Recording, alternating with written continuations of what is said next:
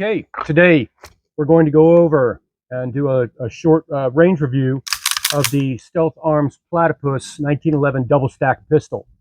I ordered this pistol in February. I received it in May, so roughly about a 14-week wait, which is shorter than what they state on the website, between 16 or even 16 to 21 weeks, I believe. So I got it in less amount of time than they even recommend. I believe personally, probably because I just went with basic black on everything, black controls, black nitrided. I didn't go with any cool colors because I'm fickle typically with firearms, and quite often I'll do one or two range visits and move on from them if I know I'm not going to shoot them.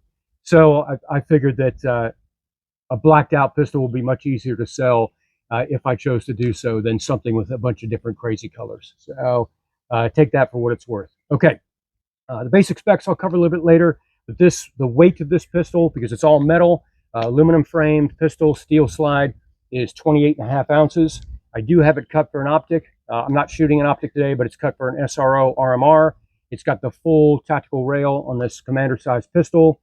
I didn't get it ambidextrous. I thought a little bit about that. Maybe I should have. I might regret that, but I just went with a single-sided safety. Of course, you can order it with ambidextrous safety. I did get the 3-finger groove on the front strap because it's South Carolina. It's quite hot. Often throughout the year, my hands sweat a good bit, and I wanted a little extra purchase, in particular if I'm going to compete with this gun. So that's a little extra touch on there. I got the 3.5-pound competition flat trigger, and again, there are, I think, 4 different options on the trigger you can get. So from a curve to a short to a flat to a, I forget what else, a 3-hole trigger. Pretty cool. It's an incredible experience to go through and build your Platypus on the website. It's kind of fun. I had about 4 or 5 different designs, but in the end, I stuck with kind of the base model with the lightning cuts, what they call the trident slide, and just blacked out controls. So again, kind of a blander gun, but I did want to go with a commander size in the event, who knows, that I decided to carry. On that note, I'm not going to suggest in this video at all that this replaces your daily carry or folks who have a Glock or maybe a Walther PDP. I'll just stick with that. I'm not recommending you change to this. There are folks who like myself, really like 1911s or 2011s. I think they're cool. I like the way they feel. I appreciate them. Would I personally carry a 1911? Probably not. Probably not. But I do like competing with the double stack or 2011 platform. I enjoy going to the range and shooting with them. And for a gun that costs less than $2,000 that you can build yourself, yeah, I'm in. So I don't know if it competes directly with the Staccato, and I don't suggest that it maybe replaces your carry gun. I think it's in a different class. I think it's in that, you've got your Gersons and Thesis and Live Free Armory making the Apollo firearms. I think it's kind of more in competition with those, even though it may cost more. But show me another firearm that you can build it out like this for less than $2,000. So pretty cool. Takes Glock magazines, as we all know. It doesn't change the grip angle, which is the standard 17.5 degrees, like on every other 1911 you've ever owned. So the magazines, you go to Magazine Shack or Second Chance Armory, something like that, and pay $20, $21 for a Glock 17 magazine. Potentially cheaper if you want to go Magpul, which of course is a cost savings over your typical 2011 style pistols. So there's that. Fiber optic front sight. You can choose different type front sights if you want a white dot, things of that nature, and of course the height of the sight as well. So you can. It's incredible, like I said, when you go to the website and how you build this thing out. Okay, what we're going to find out today is if it works. Does it run? I never say is it worth the money unless it's an absolute lemon. Then I will definitely give you my opinion that absolutely not. Pass on this thing. But let's just see if this firearm functions as it should. It's bone dry. I haven't put a squirt of oil on it. It did come somewhat lubricated from the factory, but we're going to put upwards of 500 rounds today through it in lovely South Carolina weather in July. All right.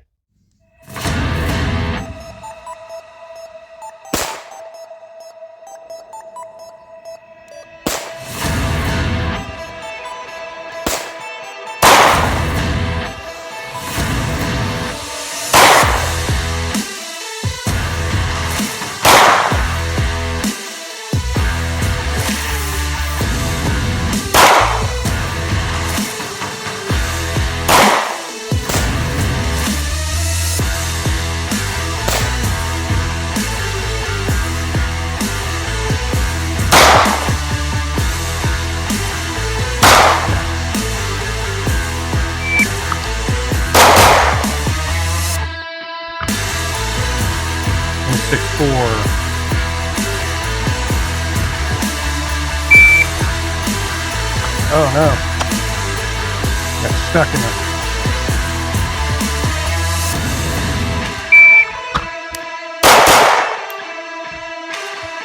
.151, 175. Reduced day zone.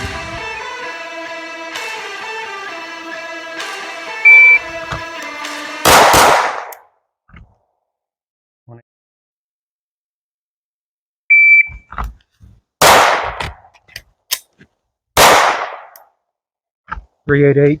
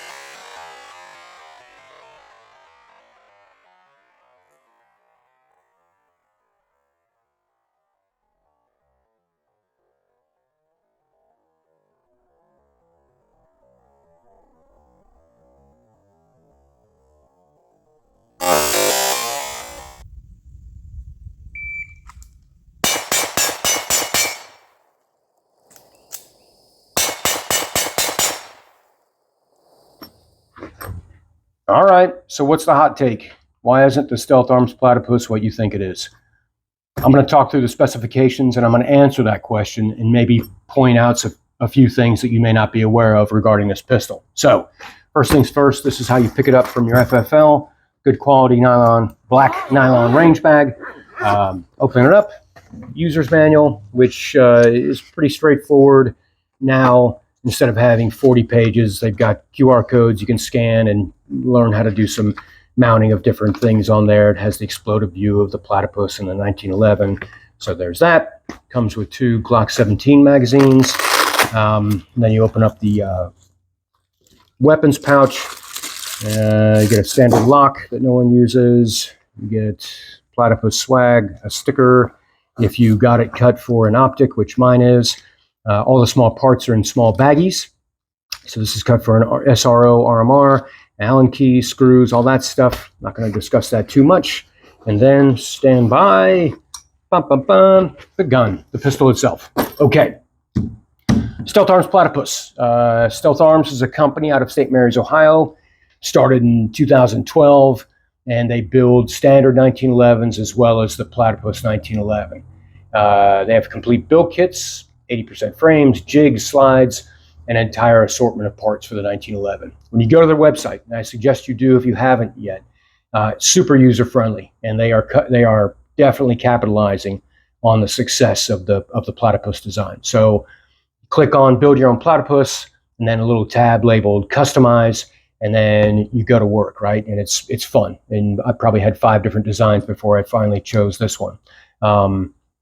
Have a picture of a platypus on the side, and you can rotate it around. It's a 360. You can spin it as you build this thing out, which is pretty cool. But you choose everything from government length to commander size, tactical or railed, square trigger guard, or rounded trigger guard, all the Cerakote finishes on the planet. You can make this thing look like a veritable gumball machine if you want. All the small parts in different colors, or you can go tactical or whatever you might want. Grip. At the time when I ordered mine, it was only available in chain link. I missed out on the prickle grip, I think, by just a couple weeks, so I'm a little bit bummed about that. But you can get 3-finger groove with front strap checkering And I did, of course, because as I mentioned, where I live, it's super hot and I'm sweaty all the time, so I need all the purchase I can get. 5 different style trigger shoe options. I went with the standard flat, but you can get 3-hole and skeleton and short curved, all that stuff. 3 trigger weights, 3 trigger pull weights, 4 pounds, 3 to 3.5, which is what this is, and then 2.5 to 3 pounds competition trigger. Buller bushing barrel. So I got the bushing. I think I might regret not getting the bull, but that's that. 4 different style of slides. This is what they call the trident cut, because it has 3 lightning cuts up in there, but you can, again, go on the website and they'll explain what each one of those are. So a chain link or dual or the classic slide. Optic cut has 5 different options. For your standard, probably your most popular brands, so Holosun, Acro, Delta Point Pro, and RMR SRO. Fiber optic or white dot front sight with 3 different front sight heights. It's insane, the options on this thing. And then, of course, you can get an ambi or single-sided safety on this thing. I failed to mention real quick, you can also get a magwell installed if you want, but you can pick one up later if you so desire. So the weight, 28.4 ounces for this one in particular. Now, if you get a threaded barrel, which I didn't mention, or if you get bull or bushing barrel or a government, commander length or lightning cuts, that's going to make the firearm vary in weight between 5 to 8 ounces, let's say. So just keep that in mind.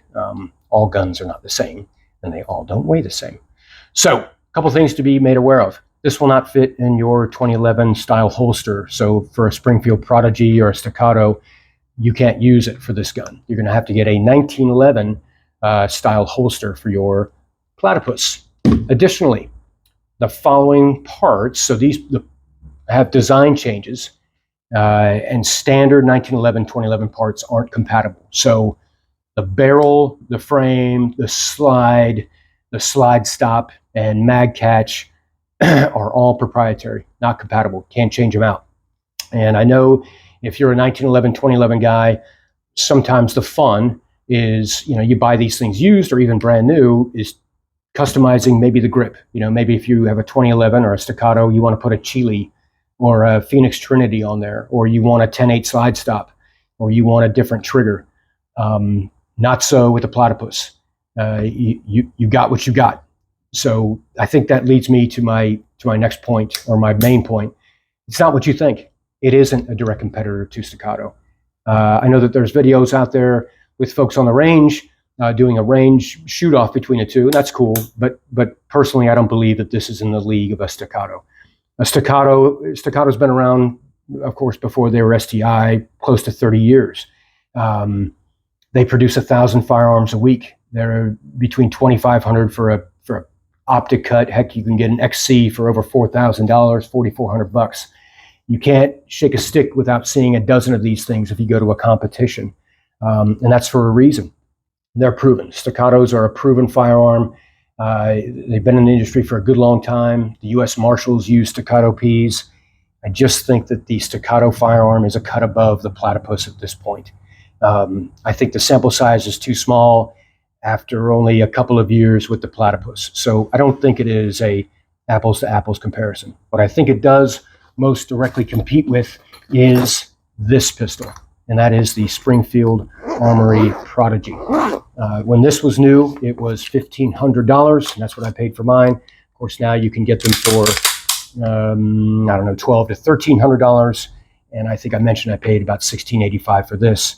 But I think that these two are that mid-tier double-stack 1911 range of pistol, and I think that they are in direct competition with each other. Now, there's a difference, of course. Prodigy is a bull barrel pistol with a polymer frame. It's a little heavier, and of course you have to get optic plates for this. It's optic ready, but of course you have to purchase those separately. A keen eye will pick up that, yes, I've had this modified. I sent this off to Chambers Custom for a pro package and dropped, over $1,000 on this one. So it's not the standard Prodigy anymore, but that kind of goes back to this point. Some of the things that I had done with this, I right off the get-go had on on the Platypus, to include the flat trigger and some other things. Is the Prodigy out of the box better than the Platypus? I think there's probably a few videos out there discussing that, but I'll say you get far more options with the Platypus than you do with the Prodigy, of course. Frankly, you know, you've got, if you go to someplace like Second Chance Armory or a Mag Shack, you can get Magpul magazines or Glock 17 magazines for, you know, $22 or even less than $20 in some cases. If you go to the Springfield Armory website and you want to buy a brand new magazine for the Prodigy, I think they're listed at close to $60. Now you can get these for, you know, low 30s, okay, but still, that's a significant factor for an expendable item. Just wanted to point out that I think, in my opinion, the most direct competitor to the Platypus is this pistol. All right. Okay, guys, it's time to close out this video and give you my final thoughts and impressions on the Stealth Arms Platypus. And I think I'm going to do it 3 cons and 3 pros, and then just wrap this up. So, 3 cons, 3 things I didn't really care for. Number 1, the grip. I understand they have the prickle grip now. I missed out on that. This chain link grip, and even with the 3-finger groove and the front strap checkering, I live in a very hot climate. My hands are quite often sweaty, and I just found that there was too much real estate that didn't have enough grip. I wish that I could change this grip panel out or change the grip out, but I can't. So not a huge fan of it. Not a major flaw, not a showstopper, but just not good enough, in my opinion. Number 2, I had problems with the mag release, and of course, you know, here I'm doing it for you with no issues, but I felt I had to break my grip even more so than necessary to get the magazine out to do mag changes. I don't have to do that with any of my other 1911, 2011 style pistols. 3, the 2-piece guide rod. For the life of me, I can't understand why companies go with a 2-piece guide rod in their 1911s or 2011s. It's nonsensical to me. The only thing I can think of is maybe it adds weight to the to assist with muzzle rise when you're shooting, but it's a pain in the ass to disassemble, to reassemble. I just don't get it. I wish Stealth Arms would have gone with another option. There's that. Some pros, a few pros, maybe more than 3. Number 1, the accuracy. I didn't stretch it out too far, but I did go out to 80 yards, and I was ringing steel consistently at 80 yards, all the way into close range at 7. Now, okay, but I found the accuracy to be exceptional on this gun. Number 2, reliability. That's with an asterisk. 640 rounds is not so much of a grueling test. I understand that. Not one drop of oil, straight out of the bag, and I didn't have one failure to feed, one failure to fire, one failure to eject, nothing. Ate it up, 124 grain, 115 grain. I used some self-defense ammo, but mostly ball ammunition. 0 issues. This thing just chewed it up and spit it out. So there you go. Another plus, inexpensive magazines. Can't be said enough. Compare this to another 2011 style, 1911 double stack style pistol. You're going to spend $34, $35 at the low end, upwards to $60, even $80 for those tuned 2011 magazines. This is an expendable item. I can go to Second Chance Armory, Mag Shack, and get these for $20 to $21. If you want to go Magpul, you can get them for $16, $17. Winning, lastly, the ability to build this however you want it is unbeatable. There is not another 1911, 2011 style pistol that you can build out with all these different options for this price point anywhere. And for that reason, I say that yes, absolutely, it is worth what I paid for it. I have no regrets. And I admit $1,600 plus or $1,700 or $1,800 is not a cheap firearm at all.